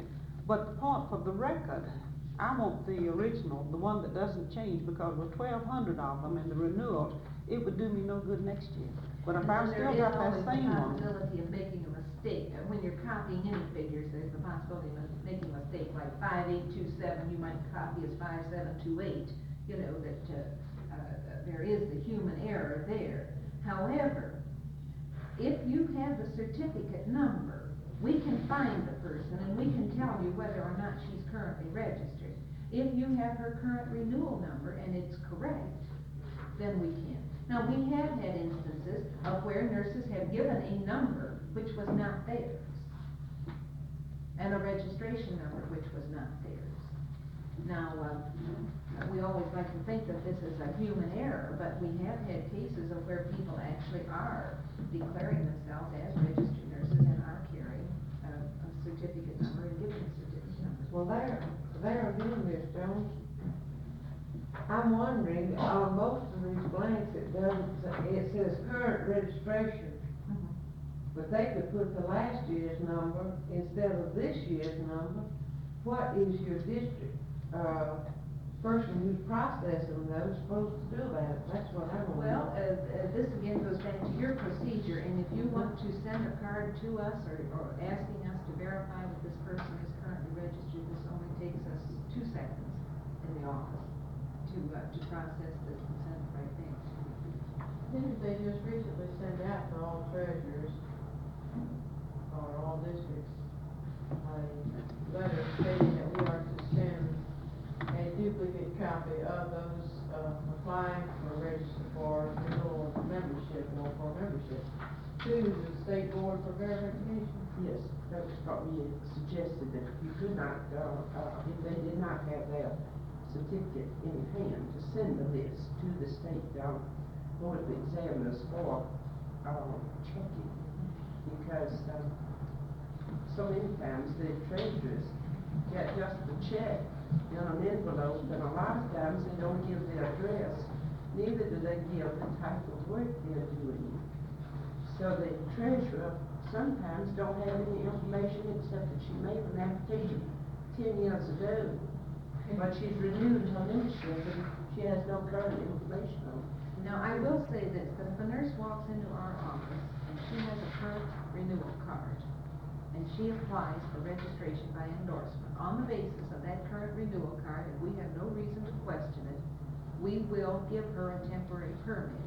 We usually make this good for only 2 months, at the end of which time we feel that her records should be fairly well on the way of being processed, if she follows through and has this other information.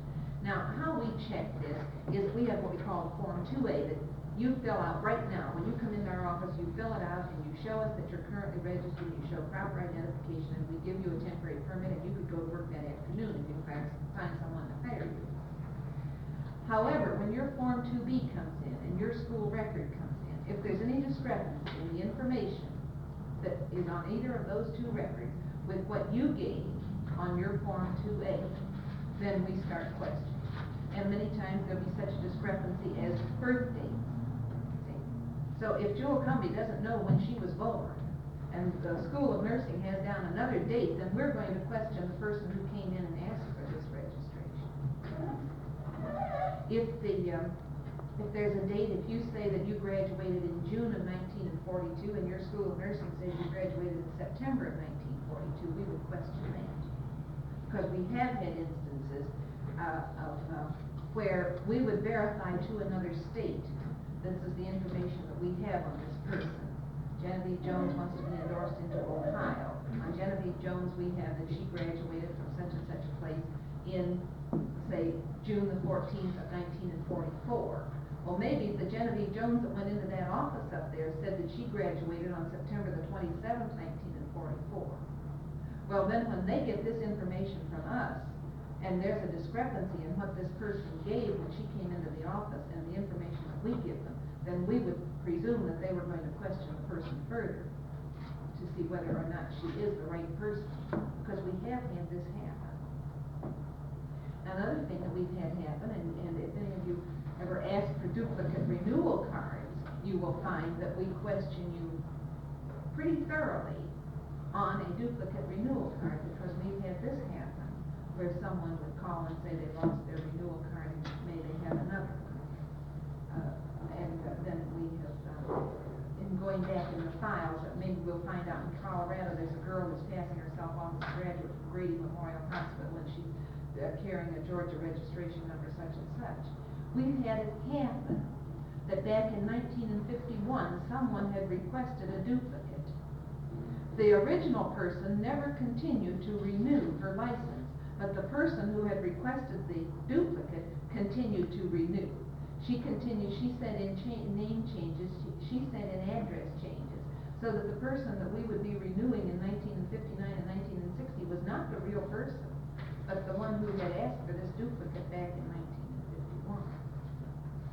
And of course, then this takes some doings to get back to the source of when it was wrong. So that if anybody does come into the office asking for a duplicate renewal card, we're really very careful about sending out a duplicate. So too, you get your renewal notice in October for the next year. We're very reluctant to give you a duplicate card. And even when we do give you a duplicate card, I think the one that came out this year was in green. If you got a duplicate, it wouldn't be in green, it would be in another color, so that we would know when that card came in, if it was the duplicate that's renewed. We might even hold that up before we send it back to you, waiting to see whether that green card is going to come in. Because we've had this happen. We've had it happen where somebody asked for a duplicate and renewed, and then the original would come in from another section of the state. So that we're very reluctant to give out a duplicate card, and we are reluctant to send out second notices. Ms. Gordon, I think this is one of the things that we have to be careful on the district level, that we do not accept the registration number. This can mean nothing entirely without the renewal number. Well, it's possible, it's very possible for them to give you both, because you see, we give them two identifications. And one has the renewal number on it, and the other one we ask them to put the renewal number on it, so that they're a little bit conscious that they do have a second number. And that's just their number for that year. Now, we can always find them with the original certificate number. We can find them with the renewal number, providing the numbers are correct. Is it better to get a new temporary permit than to extend the notice until the answer comes through? Actually, it'd take just as much time as you want us to do the other. So that, I mean, it would mean changing and it would mean them sending it back and us changing the date on it. So the reason that we ask them to return it is so that there aren't so many identifications floating around over the state, even though that it has expired. That's the reason. And the only reason that we ask, that we extend the temporary permit is because either the records aren't all in, Well, or that's there's something. what usually happens. No, we had someone write and ask us if we would review our, renew our registration procedure and have it a one-time process where the person came in and applied, and this was the end of her responsibility. She applied and gave her fee and got her temporary permit, and then that our office did the complete follow-up. But this would sound like it would be real easy and it'd be real nice. However, most schools would be reluctant to give out a transcript just because we requested it. You see, most people's policy is, if someone called me and asked me for Gladys Garland's transcript of her grades that we had in our files, I would say, would you contact Gladys Garland and have her contact us, you see? So that we would just, I mean, when you're dealing with so many states and so many schools, it is really better to have the person request her own references, and request her own transcript, and request her own state board to fill out her verification forms and this kind of thing. And, we reviewed this procedure very carefully, and we felt that actually, they give us information, and then this other information that comes in verifies what they gave, and this is how we identify this person that came into the office. I mean, when you are processing these records, you feel sometimes that you have a kind of a big responsibility. Now, we did have the experiences in the 5th District of the Private Duty Registry, who had so many people coming in from out of state, and they needed them, and they wanted to put them to work right then. They had patients requesting them. And so that many times they would go ahead and they put the girl on a case before they cleared her with the office down there. And I think we had just a few real bad experiences with it, and I think the Private Duty Registry now they just don't care how bad the person needs work and how big of a hurry they're in. They usually will stay clear with the state office before we put you on the registry, and clear with the district office, you know. I think this is happening, isn't it, Marcia? Which, address should we send these lists of members 116 Mitchell Street.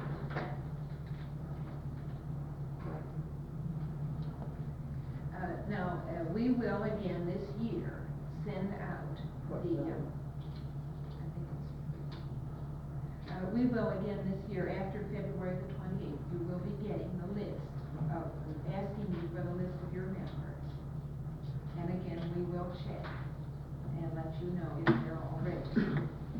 Now, it might be that eventually we can stop this, because it will be that you'll check them before you go through. But at this point, I mean, this is the way we're doing it. We're doing it with all of the hospitals and the nursing homes and the public health stations, this kind of thing. I think there have been many complaints throughout the state, whether they be petty or whether they be bona fide complaints, I don't know, about girls that say, I pay my registration fee every year, and so-and-so over there hasn't paid hers for years, and still she works as much as I do. Well, we feel that this will eventually clear that up, because we have really gotten a lot of girls registered in the state that have applied, that have said, I have been working all these years, and I just never bothered to get registered, but they really were eligible for registration once they were processed. Let me ask you, do you require the same thing do you find out about practical nurses being registered? You see, the practical nurse is under a different board than we are. Now, they are on the same floor, and their office physically located is about as far as from here to the kitchen in there, from my office and from How our could you floor. get a list of those practical nurses? They have a roster. They print a roster too. And of course, this is something that after, I suppose it'll be May the 1st by the time the roster comes out. And we have had all of the presidents of the districts on our mailing list, but something happened in the last 2 years. I think perhaps it's because maybe officers were changed in the district, and maybe the outgoing president got the roster and the incoming president didn't get it, and this kind of thing. But this is a way that you can check registrations of people coming in too, is with your current roster. And this is printed each year. You're right, and request to get every district on that. Do you write to the practical? You can just write down everyone's experience. Practical nurse for the same address. When would that be available? At what time of the year? It's usually, you see, we close off the roster the last of February. And then it takes us all of March, kind of by the time the bids are let out for the printing of the roster. And I believe that the law says that it's supposed to be within 60 days, if I recall. On March the 1st, the roster of nurses who have allocated their certificates shall be taken, and the same shall be printed within 60 days thereafter in such form and manner as may be determined by the board. Now, I believe it was late this past year. However, we feel that our responsibility is over when we have completed our work, we put in our request, And, then it goes from there into the purchasing department, and they get bids from the printers and what have you. Now, of course, then once they have decided who's going to print the roster, then we do work with the printing companies. But But within what the I meant last was, 2 don't years- despair if you don't get it within 60 days, because it might be late. But, within the last 2 years, they set up a new procedure in the Secretary of State's office. We have our own printing facilities, we have our own microfilming department and, photographic department. And they have not been putting these out on bids, but they've been making them right in the state department. And they've been experimenting to try to find a cheaper way to do it. And as most of you know, 2 years ago, when it was the first time that they stopped the roster going to every nurse, I think at that time they limited us to exactly as many as we needed. And then the next year, they told us we could have 500. Well, this gave us a few extra. But there were so many nurses who requested them, and we did send them out to the people who requested them as far as they would go. Well, this seemed to be a mistake, because as a result, Susie Smith got one, but Susie Grant, who was right next door to her, also requested one, and she didn't get it. But it was just because the one whose request got in there before the other. Well, then we got complaints on that. Now, they do tell us that since they have been able to do this and kind of perfect their own system, that this next year, that we will probably be able to get more than 500 rosters. But I have no assurance that we'll get the 10,000 or 15,000. 500 wouldn't go that far, sure enough. Oh, no, it doesn't. You see, we send them to the hospitals, the nursing homes, the public health stations, the private duty registries, and to the organizations. Well, then when you start getting into the alumni president wants one, and the alumni secretary or treasurer wants one, so she can process membership. And then you get into the districts, and you've got 14 of those now, and they want one, and usually they want two if they can have them, you see. Then you get into the sections, and the sections want them. And the sections want them on the state level, and they want them on the district level. And, I mean, this is fine. I mean, I believe that when we finally get this roster built up of who is going to get the roster, that everybody will be satisfied. But where we're finding difficulty now is the fact that you send it in and you say, send it to Carolyn Atkins at such and such a date, and Carolyn Atkins turns out to be executive secretary of the 5th district.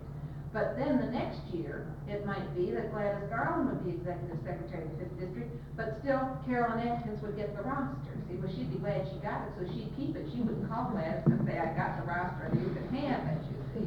But she wants to do her Christmas card list too. But, I mean, this is the thing that's happening, and what we can do about it, I don't know. I mean, this is up to the district. Now, we can say, well, we will just send it to president of 14th district, but the 14th district doesn't have a headquarters, you see. So then it would go down to Milledgeville, and then where would it go from there would be a question.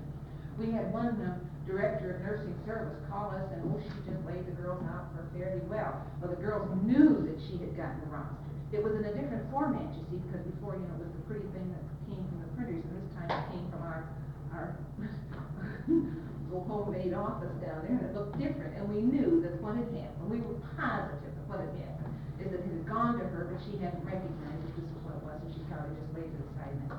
But we really got blessed out for not having that roster down to her. We were afraid almost to put another one in the mail to her for fear she wouldn't recognize that when she got it. And so what one of the girls did was get in her car and take it over and put it in her little bits so that she would be sure. This is a little hard to do for everybody throughout the week, Ms. Jones, if it would help, for those rosters to come over for the districts over here, along with 3 for us, which would be 7. Just send them all to you. Just send them all to us, then we'd be sure that there was a roster in each district. And of course, I believe that the the district treasurers and the membership committee of the state districts would really use the roster more in verifying registration, because that, of course, when they come to GSMA, you're recommending them for membership, and we, of course, feel that they are in good are qualified for membership, and you would not send them in. So I believe that the membership committee of the district and the treasurer could use one together. Because they have to carry those memberships You to want the vote three for anyway. each district, is that what you think you want? What do you people think you want? 3 for each district, or 2 for each district? Well, the law of district say you need 3 for the president, the secretary, and the membership, Chairman. The Treasurer needs it, so you almost need 4 members here. The Well, president, district, I would lay out 2 rosters up there in the year. We wear one out now, district. do all of you know what we're talking about when we talk about the roster? It didn't even have to be out of I'll state get one. nurses, you probably won't even know what we're talking about. I don't know, you know, they say the worst thing was, you just apologize for your speech, and I'm not apologizing for not having an organized speech. But it seems that we were really, from this agenda, to approach things from the bottom up, but if we're gonna take state president, they're so involved with, the district and the state, that we may jump over from one into the other. I've been in public health for so many years that I have been prevented aspects on practically everything. And I could apply to the presidency of the district by saying, you know, we say in public health that wait until the baby's born is too late to do anything about good health. So we ought to catch the mother even before she thinks about getting married, let alone getting pregnant. So that goes a long way back.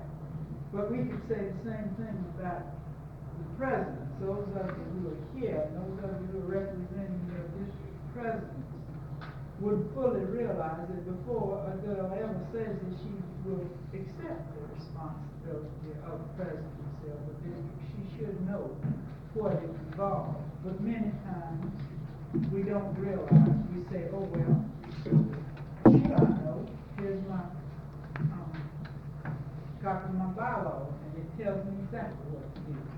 And practically, the first thing in your bylaws is that you preside over all meetings.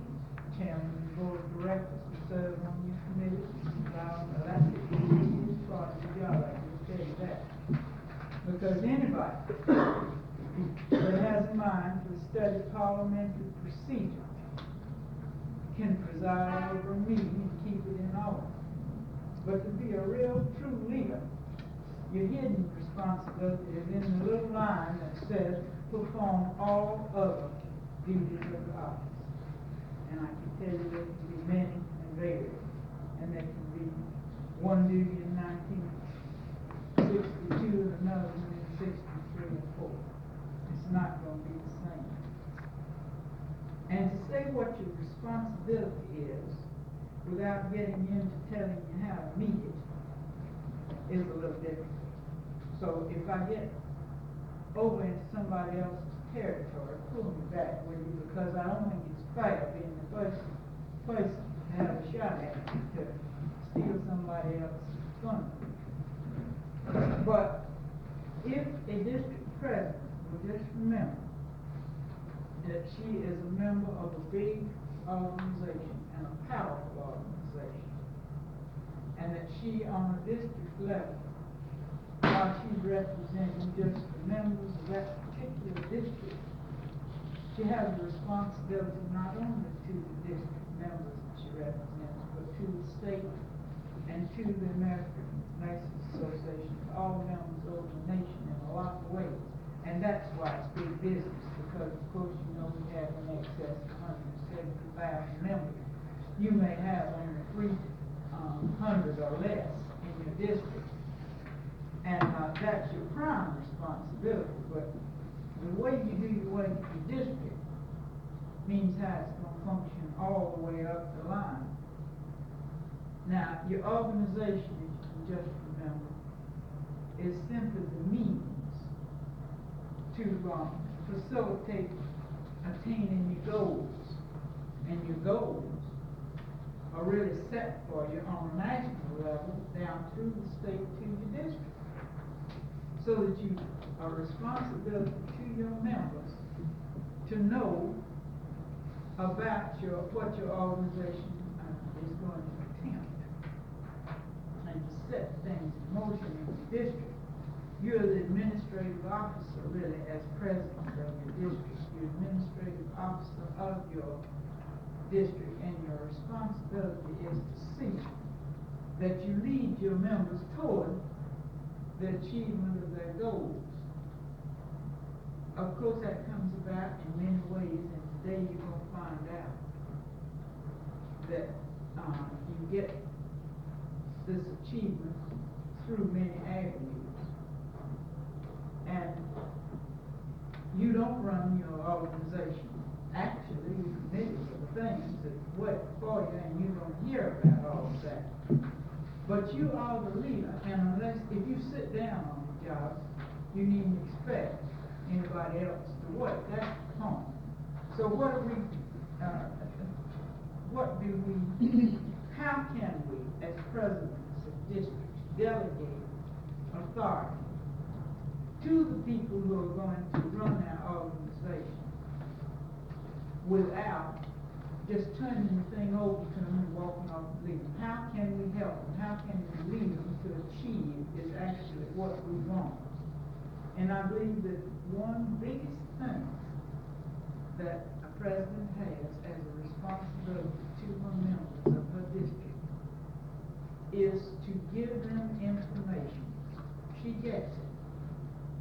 The state gets it. Now, Elizabeth said I could come over into the state presidency a little bit since LeBlanc isn't here. And so the state does get the information.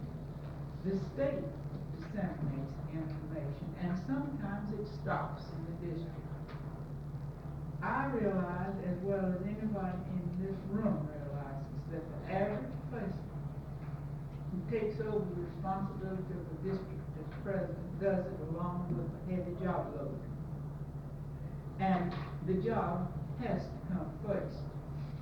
But she also has to realize that she has to be willing to give a little extra time, even of her own hard work, possible leisure time, to be able, come right in, to be able to carry on the work of the district. It takes a lot of reading. And if you let it pile up, it begins to get hopeless. If you take care of it as it comes in, it's simple. But who of us who has a big job to do can make a New Year's resolution anytime in the year, whether it's in the beginning or in the middle of the year, that she's going to not let it pile up and keep it. We come into the human element right there. But it is your responsibility to peruse every bit of information that comes to you and decide who can best take it in your district and work with it, and be sure that that person or that committee gets the information. Now, you're going to do that in a number of different ways. We weren't going into how this can be done exactly, where we live on this responsibility there. I think that if the members look at their problems, they're going to learn to think it more. Yeah, I would like to just resolve itself into a question and answer, because I'm sure that if I can't answer it, some of us, we can work out our problems. The controversial issue might come up and should take precedence over everything else. In other words, if you don't have time to take to your district everything that comes up, then something that is of importance to another district, even though at the present moment it might not affect yours, is just as important for you to get a reaction from your membership as if it were the most important issue in your own district. For instance, I can go back to the time when we were trying to decide whether or not we would admit as members our Negro nurses. And there were some districts who had no Negro nurses. They had no Negro problem. They had no worry in the world about whether or not they might have an application from an organization. But they should have had a word in the final settlement, and did have a word in the final settlement of the issue, just as much as if they had a great number of nurses who would be admitted on such a basis. So that we shouldn't push aside, as presidents of a district, any issue that we feel doesn't concern us immediately at the moment. We should feel that our membership should have knowledge, and whether they're called on to take any definite action or not remains to be seen. Now, your board of directors helps you a great deal, and I think I would be remiss in saying what the responsibility of the district president is without saying that she has a definite responsibility, that she has a good board, an active board, and a well-informed board. And that's why she really proves her leadership, because every member that's working on that board is a volunteer, just as she is. And every member on there is besieged and beset on every side with other problems. But if she leads them right and leads them into solving their own problems within their own board, then that helps on the state level to give the state president and the state executive board an idea of how the district way down in the corner of the state feels. And it's the feeling of all of our 14 districts that should be brought to the board of the Georgia State Nurses Association to help them make a good decision on these issues that we have come before us, and we're making a decision on achieving some particular goal.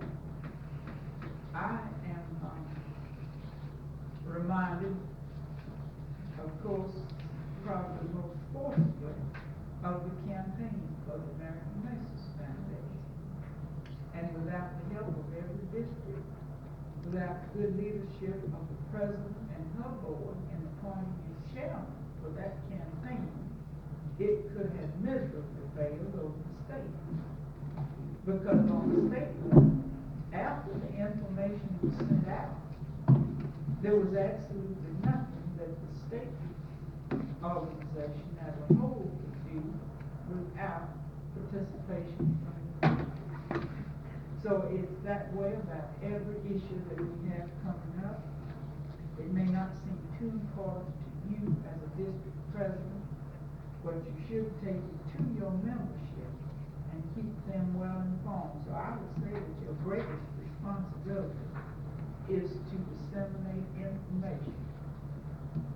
Go back to these controversial issues. We may be called on in the, on a state level or on a national level to prove that our membership knows about such an issue, that it wasn't a decision that was made just by our board, but that the grassroots members, as the Congress is often saying, has been able to express an opinion, and that the district, through their presidents and through the state, is able to express what their feeling is on that particular issue. Now, I know that you have definite issues that come up in the districts, and that's what I think we mean when we say if we could just turn it into a question program from here on out, that you'll get more help about your responsibilities than you will in any other matter. You are responsible, of course, for the work of your secretary, and her duties are set forth in here too. But she may not realize and may not know the trail, this thing we've been talking about a while ago. Once she's appointed, it doesn't mean that she's off of your hands and powers, because it's up to you to see that she does her job. Now, don't do like one or two places that I know, and that is give somebody a job and then don't give them a chance to do it. I don't believe in that at all. But quietly find out if she is doing it, and if she isn't, try to lead her into it, so that you do have, while you have responsibility to the state, you don't have to be alone, because you've got all of your officers, you've got all of their duties set forth in here, you have a manual of the committees, and it's through all of these people that you achieve what you're trying to achieve. I believe, as far as I can think, that unless you will prolong this with questions, that's about all I can say about the responsibility. I would just like to ask the group, how many of you are Georgia nurses that have been in Georgia all of your professional life? How many of you have been in other states? And did you function in the state association? I would like to point out that our channel of communication in the Nurses Association is from our executive board and our state headquarters through the president of the district, the chairman of the sections, and the committees of the state and the committees of the sections. But the fact that you do have the presidents of the districts on your board makes it possible for every section of the state to be represented. And all states do not have this type of structure. They have just their elected board members and the chairman of their sections. And many times these can all be from one area of the state. I know that in one state I was in, we finally managed to get the chairman of the private duty section on the state executive board, and this was the first representative that that area of the state had on that executive board for about 25 years. So the communication from the state association to that district was just nil. I mean, they didn't know the importance of the issues. They just were really left in the dark. Then we have a golden opportunity in fact. Yes, very definitely. So I would say, now maybe there are some of you who feel that the presidents of the districts should not be on the board, but this is the structure under which you are functioning.